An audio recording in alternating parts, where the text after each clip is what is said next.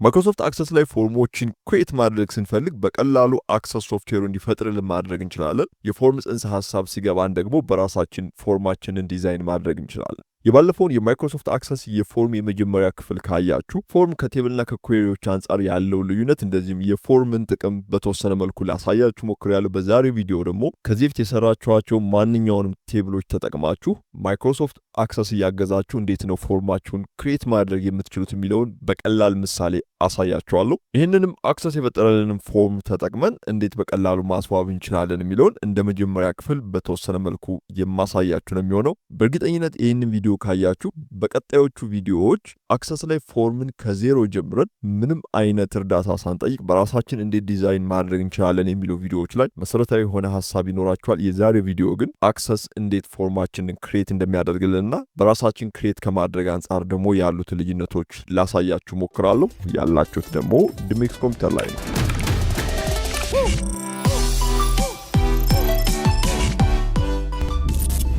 ከዚህ በፊት በነበረው ቪዲዮአችን አክሰስ ከሌሎቹ የአክሰስ ክፍሎች ማለትም ከኩዌሪ እንደዚሁም ከቴብል የሚለዩት ነገሮች ምን እንደሆኑ በትንሹ ለማየት ሞክረናል። እንደዚሁም ደግሞ ፎርምን ስንሰራ በምን አይነት መልኩ ሊጠቅመን እንደሚችልም የተወሰነ ምሳሌዎችን ከዚህ በፊት ከሰራቸው ፕሮጀክቶች ላይ ላሳያችሁ ሞክሬያለሁ። አሁን ደግሞ የምናየው እንዴት ነው ፎርምን በራሳችን ክሬት የምናደርገው የሚለው ነው። እዚህ ላይ የምታዩት ፕሮጀክት እንግዲህ ከዚህ በፊት ኩዌሪና ቴብልን የተማርንበት ነው። ከመጀመሪያው ጀምሮ ስቱደንት ሪጅንፎ የሚል ፕሮጀክት ነው እየሰራን ያለ ነው። ስለዚህ እሱም ፕሮጀክት ነው እየተጠቀምኩ ያለሁት። በዚህ በግራ በኩል የምታዩቸው የመጀመሪያዎቹ ቴብሎች ናቸው። ከዛ በኋላ ኩዌሪ ነው ያሉት። ፎርምን ከኩዌሪም ከቴብልም መፍጠር እንችላለን። ነገር ግን መጀመሪያ ቴብል ወይም ኩዌሪ ወይም ደግሞ ፎርምን መፍጠር ስታስቡ ክሬት ታብ ላይ ነው የምንሄደው። ስለዚህ ክሬት ታብ ላይ ሄዳለሁ። እንደምታዩት ቴብል፣ ኩዌሪ፣ ፎርም። ስለዚህ ፎርም ግሩፖች ውስጥ ያሉትን አማራጮች ነው ፎርም ክሬት ለማድረግ የምጠቀምበት ማለት ነው። ከነዚህ አማራጮች ውስጥ የመጀመሪያ የምናየው ፎርም የሚለው ነው። ይሄኛውን አማራጭ ስትጠቀሙ ያለምንም ልፋት ራሱ ማይክሮሶፍት አክሰስ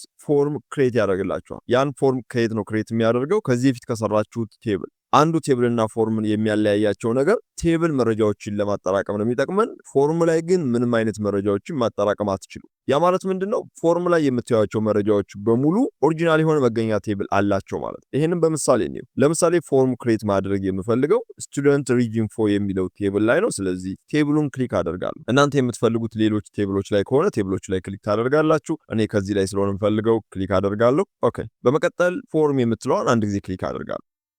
በዚህ ጊዜ እንደምታዩት አውቶማቲካሊ በራሱ ፎርም ክሬት ያደርግልኛል። እዚህ ላይ ፎርም ውስጥ ካሉት አማራጮች ውስጥ ፎርም የሚለውን ተጠቀሙ። አንዱ ዲስአድቫንቴጅ ምንድነው? የምትፈልጓቸውን ፊልድ ኔሞች በራሳችሁ ወይም ደግሞ በፈለጋችሁበት ቦታ ላይ ለማስቀመጥ አትችሉም። ምክንያቱም ደግሞ እያንዳንዱ ፊልድ ኔሞች በራሱ አቀማመጥ፣ በራሱ ስፋት እንዲሁም በራሱ ኦርደር ነው የሚያስቀምጠው። ያ ማለት አክሰስ ፎርሙን ቢሰራላችሁ እንኳን መልሳችሁ ማስተካከላችሁ አይቀርም ማለት። ለዚህ ነው ብዙ ጊዜ ፎርምን ተጠቅማችሁ ፎርም እንድትፈጥሩ የማልመክረው። ፎርም መፍጠር ከፈለጋችሁ በትክክል ተመራችሁ ፎርም ዲዛይን ላይ ከዜሮ ከስክራች በራሳችሁ ፎርም መፍጠር በጣም አዋጭ መንገድ። ነገር ግን ለምሳሌ እንዲረዳን ፎርምና ቴብል ላይ ያላቸውን ግንኙነትና ልዩነት ለማየት ነው። እዚህ ላይ እንደምታዩት የመጀመሪያዋ ተማሪ ቤቲ ትባላለች። ሴት ናት። እድሜዋ 25 ነው። እንደምታዩት እድሜ በሚለው ትክክል እድሜዋ ነው ያለው። አድራሻዋ ቦሌ ነው። የተመዘገበችው በዚህ ቀን ነው። ስልክ ቁጥሯ 0984 ብሎ ነው የሚጀምረው። እና እዚህ ላይ ጥያቄው ሊሆን የሚችለው እነዚህ መረጃዎች ከየት አገኘናቸው ነው። እነዚህ መረጃዎች ያገኘነው ስቱደንት ሪጅ ኢንፎ ከሚለው ቴብል ውስጥ ነው። ምሳሌ ይሄኛውን ቴብል ብከፍተው እንደምታዩት የመጀመሪያዋ ተማሪ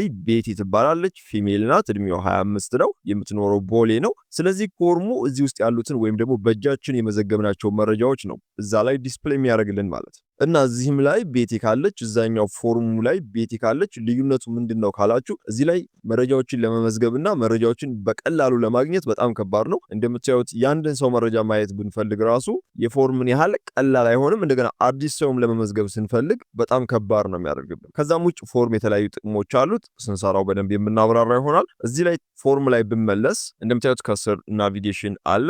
2 3ኛው ተማሪ፣ 4ኛው እሸቱ፣ 5ኛው ሙሉጌታ፣ አቤል፣ ብርሃኑ የተለያዩ ተማሪዎች ዝርዝራቸው እዚህ ላይ እንደምታዩት ይቀመጣል። እነዚህ ተማሪዎች እዚህኛው ቴብል ውስጥ ያሉት ናቸው ማለት ነው። ያ ማለት ወደ መጀመሪያ አካባቢ ያሉት እሸቱ፣ ሙሉጌታ፣ አቤል፣ ብርሃኑ እነዚህ ተማሪዎች ማለት ነው። እዚህ ላይ ፎርም መረጃዎችን እንደማያጠራቅም ለማሳየት አንድ ነገር ላሳያችሁ። ለምሳሌ ፎርሙ ላይ በመመለስ እዚህ ላይ የ7ኛው ተማሪ ብርሃኑ የሚባለው ተማሪ እድሜው 22 ነው። እናም የዚህን ተማሪ እድሜ 19 ማድረግ ብፈልግ እንደምታዩት አሁን ያለው ሌአውት ቪው የሚባለው ላይ ነው። ስሙ ላይ ፎርሙ ላይ ራይት ክሊክ ባድርግ እንደምታዩት ሌአውት ቪው የሚለው ነው የበራው። ያ ማለት እዚህ ቦታ ላይ መረጃ ማስገባት አትችሉም። ምንድነው ማድረግ የምትችሉት? መረጃዎቻችሁ የሚቀመጡበትን ቦክሶች ማሳነስ፣ ጽሁፎቹን መቀየር፣ እንደዚህ አይነት ነገሮችን ነው መስራት የምትችሉት። መረጃዎችን ለማስተካከል ፎርም ቪው የሚለው ውስጥ መግባት አለብን። ስለነዚህ ልዩነት ወደ በኋላ ላይ እመጣለሁ። ስለዚህ ፎርም ቪው የሚለውን ስነካ እንደምታዩት ፎርም ሆኖልኛል። አሁን በዚህ ሰዓት መረጃዎችን መቀየር እችላለሁ። ለምሳሌ እድሜውን አጠፋሁት 19። እንደምታዩት የብርሃኑ እድሜ ነው 7ኛ ላይ የተመዘገበው ተማሪ።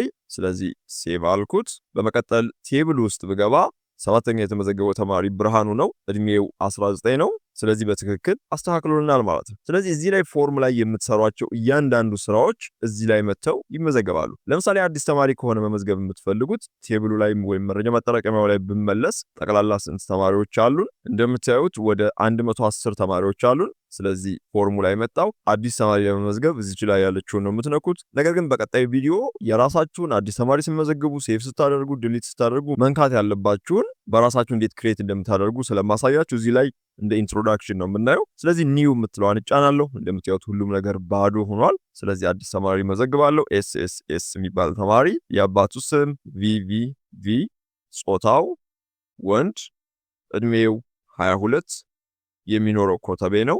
የመዝጋቢው ስም ጥላሁን ነው። ይሄን ያህል መረጃ ካስገባንለት በቂ ይመስለኛል። የምዝገባ ቀን ልጨምርለት። ኦኬ አሁን ሴቭ አድርገዋለሁ። ናይስ። ስለዚህ 111ኛ አዲስ ተማሪ ፎርሙ ላይ መዝግቤያለሁ ማለት ነው። በዚህ ጊዜ ወደ ቴብሉ ብመለስ ወይም ፎርሙን ወደ ሰራውበት ቴብል ብመለስ እና ሪፍሬሽ ላድርገው።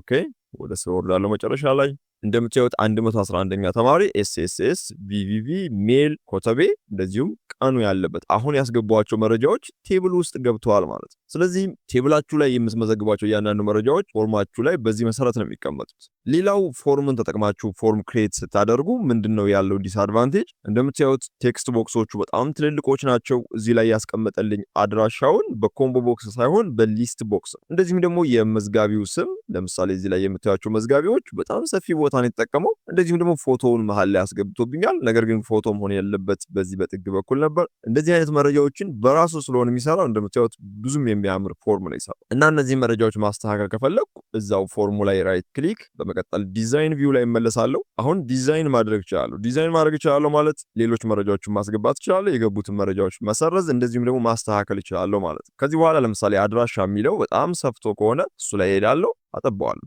ነገር ግን እዚህ ላይ ያለው ሬጂስተርድ ባይ የሚለው ጋር ስታክድ ስለሆነ እንደምታዩት አንዱን ስቀንሰው አንዱን አብሮ ያንሳል። ስለዚህ እንደዚህ አይነት ችግሮችን ስለሚፈጥርባችሁ በራሳችሁ ዲዛይን እንዴት ማድረግ እንደምትችሉ በቀጣይ ቪዲዮ አሳያለሁ። ነገር ግን ይሄኛው መንገድ ይመቸኛል ወይም ራሱ የፈጠረው በትክክል ነው የፈጠረልኝ ብላችሁ የምታስቡ ከሆነ እዚህ ላይ የቴክስት ቦክሶቹን ሳይዝ መቀነስ ትችላላችሁ፣ መጨመር ትችላላችሁ።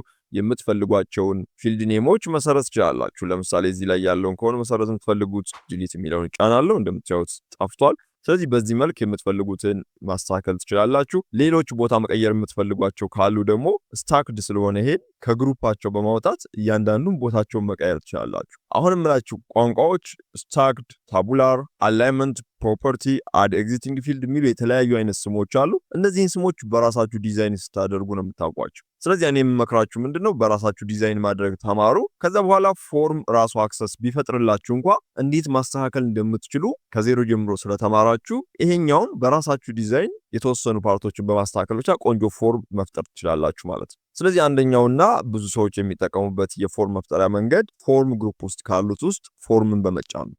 እኔ ግን እንዳልኳችሁ የራሳችሁን ፎርም እንዴት መፍጠር እንደምትችሉ ስለማሳያችሁ በቀጣይ ቪዲዮ ከዜሮ ጀምረን የምናይ ይሆናል። ስለዚህ በቀጣይ ቪዲዮ እንዴት ቴብላችንን ወደ ፕሮፐርቲ ማስገባት እንችላለን፣ ከፕሮፐርቲ ውስጥ የምንፈልጋቸውን ፊልድ ኔሞች ብቻ መርጠን እንዴት ማስገባት እንችላለን፣ እንደዚሁም እነሱን እንዴት በግሩፕ ማሰር እንችላለን፣ ከለራቸውን፣ ባክግራውንዳቸውን፣ እንደዚሁም ኢፌክታቸውንስ እንዴት ነው መቀየር የምንችለው የሚለውን ደግሞ በቀጣይ ቪዲዮ ቀላል በሆነ መንገድ አሳያችኋለሁ ማለት ነው። የዛሬ ቪዲዮ ግን ይሄን ይመስላል። ዚዙድ ሜክስ ባባይ